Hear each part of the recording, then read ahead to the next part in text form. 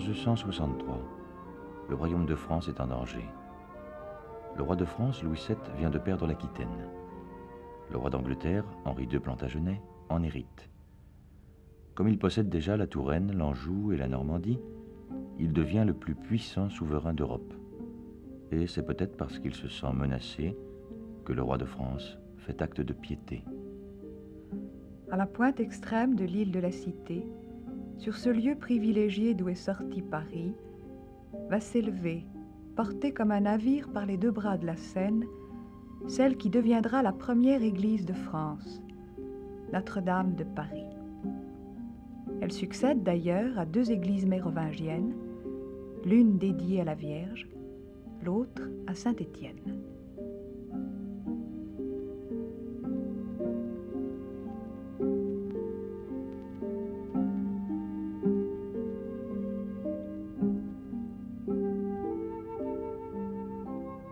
L'évêque fondateur, homme de grande foi, petit paysan de Sully-sur-Loire, a gardé le nom de son village comme il était d'usage à l'époque. Il s'appelle Maurice de Sully. Il fait entreprendre les premiers travaux. Regardez-le au sommet d'un des portails de la cathédrale. Il se trouve en compagnie de son secrétaire et de son roi Louis VII.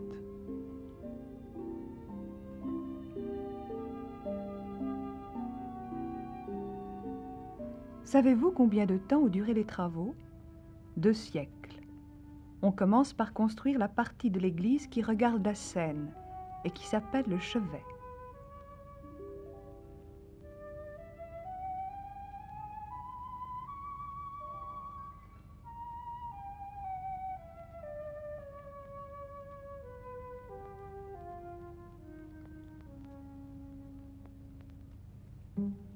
Ne fait-il pas contraste avec la façade, sévère, même un peu rude?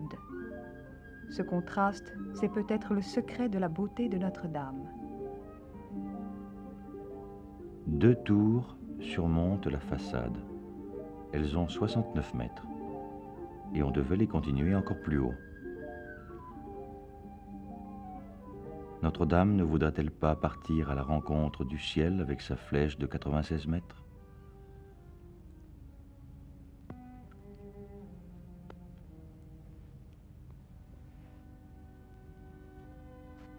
Suivons l'allée principale, appelée nef, et les allées secondaires qui l'entourent.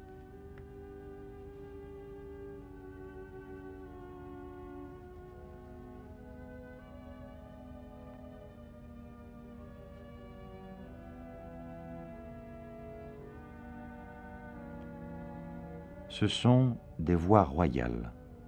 Ici est passé le cortège de couronnement de Napoléon Ier. Ici, Louis XIII a prié pour avoir un fils, celui qui sera le roi Soleil, Louis XIV. Les orgues construites au XVIIIe siècle contemplent ces ombres illustres. Ces colonnes qui supportent la voûte sont comme un miroir de la nature.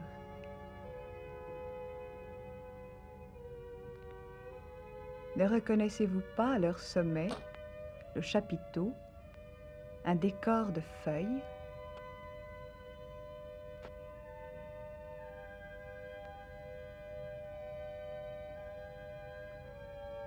C'est comme si la plante devenait pierre. Et la sève qui anime la plante fait vivre aussi bien la pierre. La colonne avec son chapiteau ne ressemble-t-elle pas à une fleur qui s'épanouirait?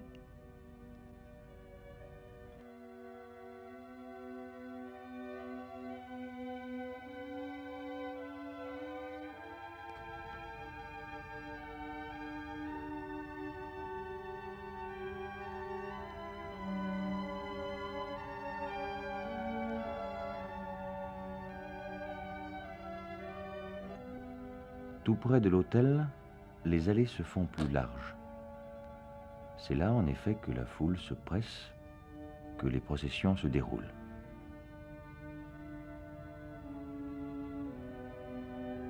Parfois vient s'ajouter un visage charmant ou mystérieux, Est-ce un ange?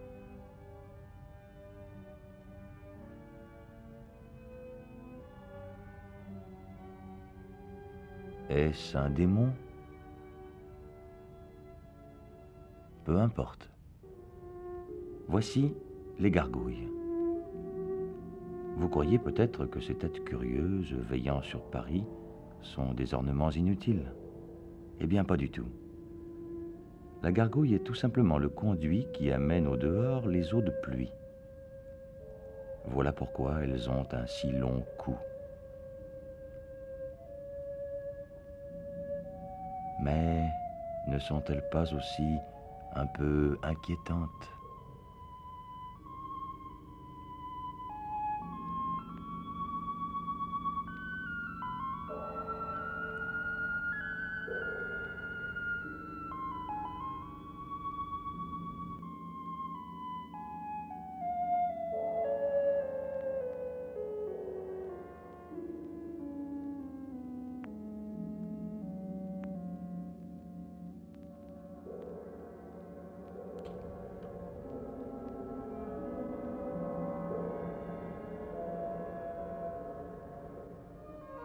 Notre-Dame est peut-être un être vivant après tout. Elle joue avec la lumière. Elle s'ouvre à la lumière par ces grandes fenêtres rondes qui s'appellent si joliment des roses.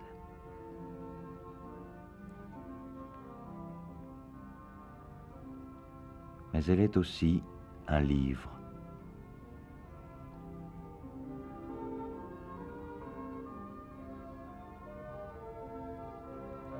Voici l'histoire du jugement dernier.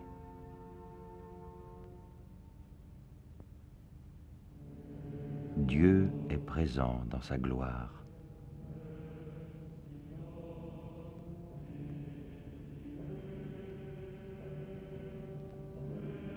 Les morts sortent de leur tombeau.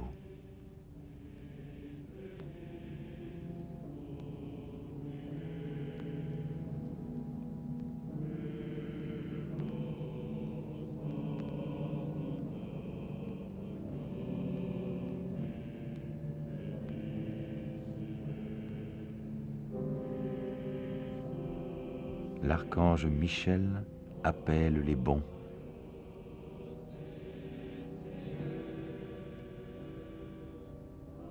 Et les méchants vont suivre Satan, l'ange noir, vers les châtiments de l'enfer.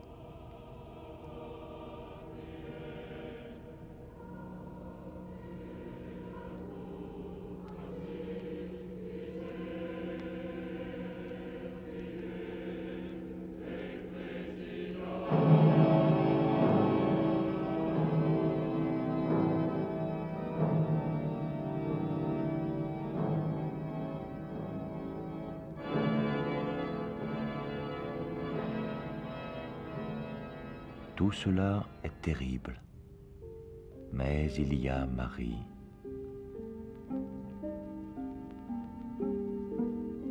La voilà, assise sur un trône, comme si vous alliez la porter en procession.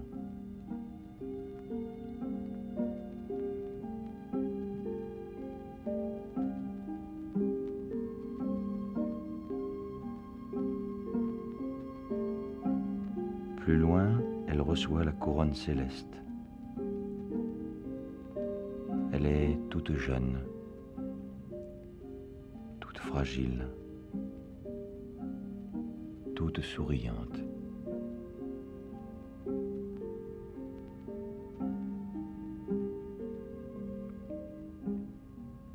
Ce guerrier, c'est le courage. Cet homme qui fuit, c'est la lâcheté.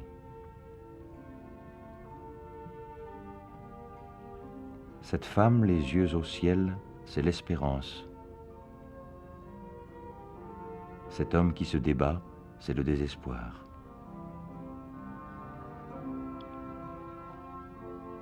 Ici, la patience, là, la colère.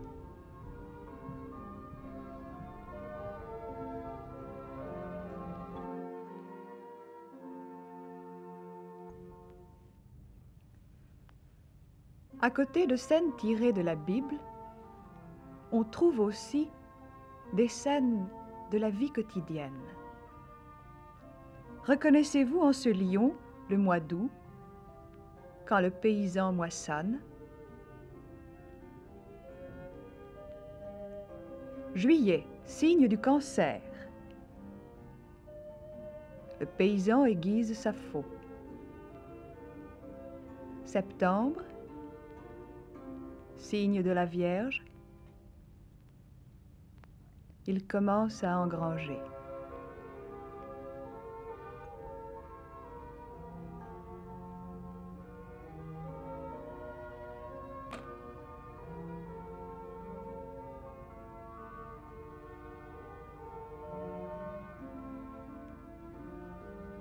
Même la vie des saints nous devient plus familière.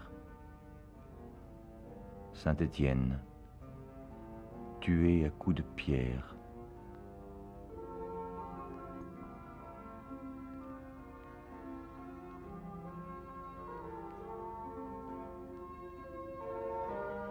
Saint Martin, qui partage son manteau.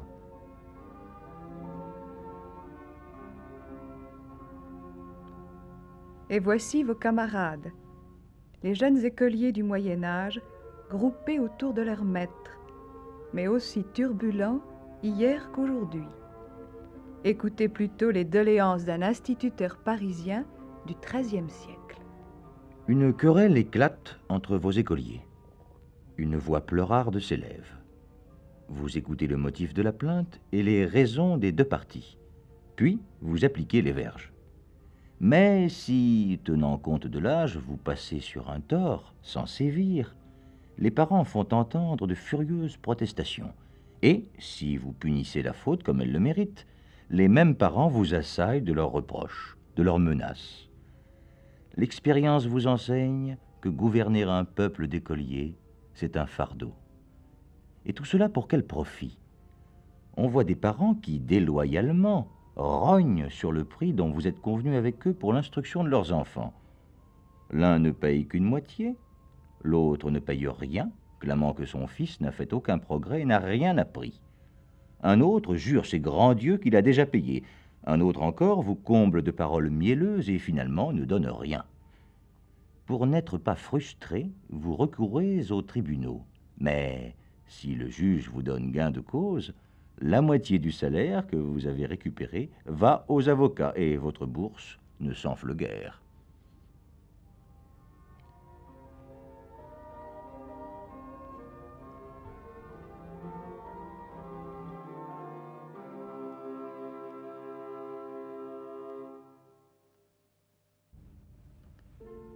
Ainsi est Notre-Dame, visage de pierre et témoin du passé. Notre-Dame de Paris, que le poète Charles Péguy unit à Notre-Dame de Chartres.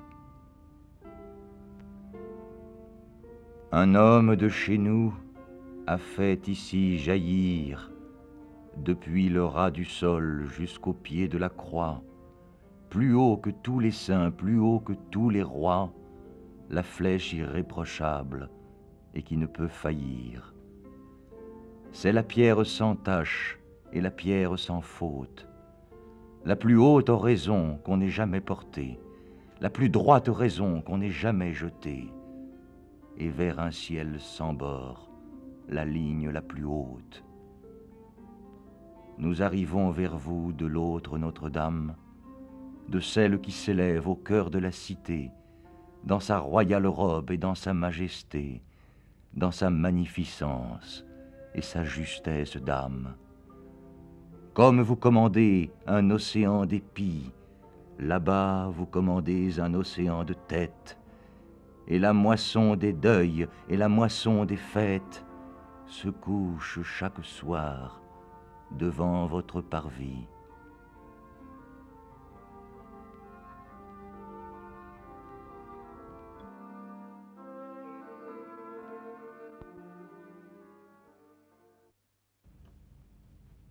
Et maintenant, comment a été bâtie Notre-Dame?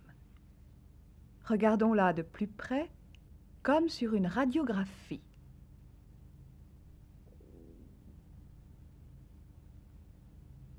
Voici la nef.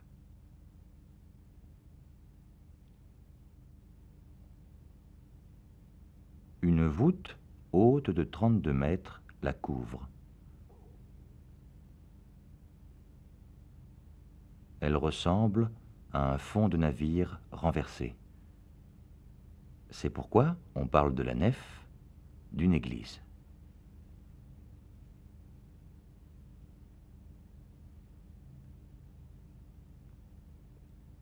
De chaque côté de la nef, plus bas, se trouvent des allées, les bas-côtés. Voici le bas-côté gauche,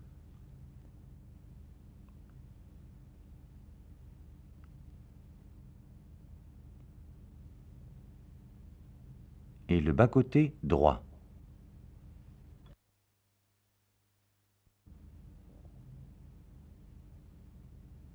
À mi-hauteur, une galerie, la tribune.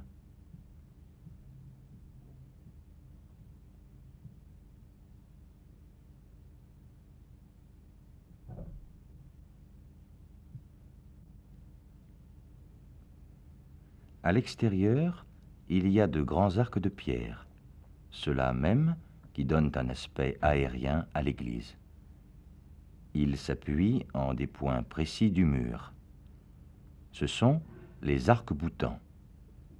Le mot « bouter » est un vieux mot français qui veut dire repousser. Rappelez-vous Jeanne d'Arc qui voulait bouter les Anglais hors de France. Les arcs-boutants repoussent le mur vers l'intérieur. Ils le soutiennent donc aux endroits les plus fragiles. Des piliers plus forts soutiennent parfois les arcs-boutants.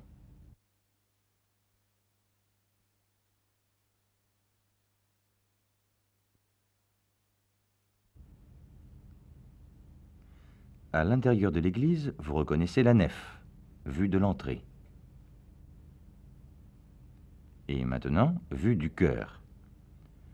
Le chœur est la partie de l'église où se trouvent les prêtres. À Notre-Dame se trouve aussi le siège réservé à l'évêque. En latin, ce siège se dit cathédra. Une cathédrale est donc une église où se trouve le siège de l'évêque. Vous avez pu voir que Notre-Dame était haute. Il faut donc qu'aux endroits où elle s'élève le plus, le mur soit le plus solide possible. C'est pourquoi vous voyez ces piliers. Ils ne sont pas là par hasard. Ils soutiennent le mur.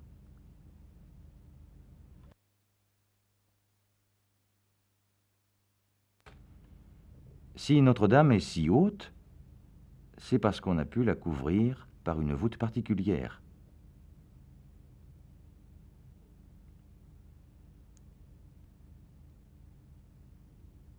Cette voûte s'appelle la voûte à croisée d'ogive. Une ogive est cet arc brisé à forme pointue que vous voyez ici. Le mot ogive veut dire augmenter. Dans le cas présent, il veut dire accroître la résistance.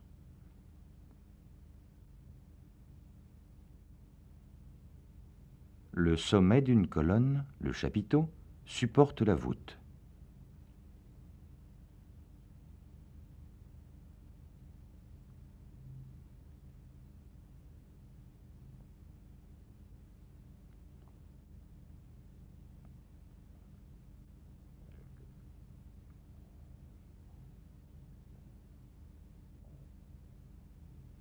Voici la voûte. Vous reconnaissez deux arcs brisés qui se croisent. C'est la charpente de la voûte.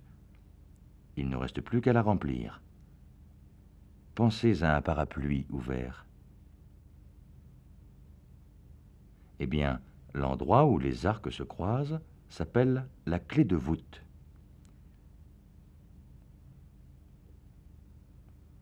Ce genre de voûte est très léger. C'est pourquoi les murs n'ont plus besoin d'être épais. On peut faire alors des roses, qui jouent le rôle de fenêtres. Et la lumière vient alors éclairer la statue de Notre-Dame.